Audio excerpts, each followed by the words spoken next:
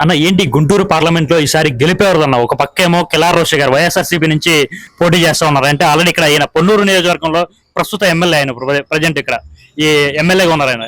మరి ఒక పక్కేమో జనసేన తెలుగుదేశం బీజేపీ ఉమ్మడి అభ్యర్థిగా పెమ్మసాని చంద్రశేఖర్ గారు ఆయన ఎన్ఆర్ఐ, మరి ఆయన ఇక్కడ పోటీ చేస్తా ఉన్నారు. మరి ఇక్కడ వీరిద్దరిలో ఈసారి గెలిపేవారు ఉండొచ్చు అన్న ఇక్కడ. ఖచ్చితంగా పెమ్మసాని చంద్రశేఖర్ గారు, డాక్టర్ పెమ్మసాని చంద్రశేఖర్ గారు ఖచ్చితంగా ఎంపీగా గెలుస్తారు. ఎందుకంటే ఎటువంటి పరిస్థితుల్లో ఈ 4.5 సంవత్సరాల నుంచి ఈ యొక్క జగన్ గారి ప్రభుత్వం గురించి చూస్తున్నాం.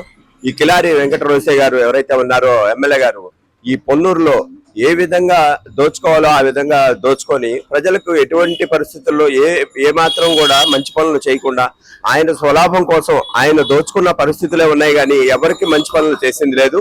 అదే డాక్టర్ పెమ్మసాని చంద్రశేఖర్ గారు ఎన్నో మంచి కార్యక్రమాలు చేసి పేదలకు కానీ ఎన్నో మంచినీళ్ల కార్యక్రమాలు, పంపులు, బోర్లు వేసి ప్రతి ఒక్కరికి కూడా ఎన్నో మంచి కార్యక్రమాలు చేసిన పరిస్థితి ఉంది.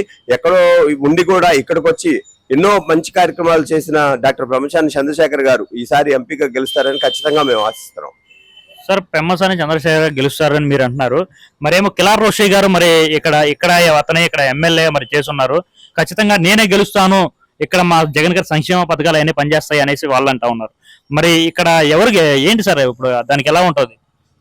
గెలిచే పరిస్థితుల్లో ఉంటే ఇక్కడే మాకు ఆ పరిస్థితులు ప్రజలందరూ ఎవరిని అడిగినా చెప్తారు. గెలిచే పరిస్థితుల్లో ఉంటే ఇక్కడే ఉండేవారు కదా, అక్కడికి ఎందుకు వెళ్తారు?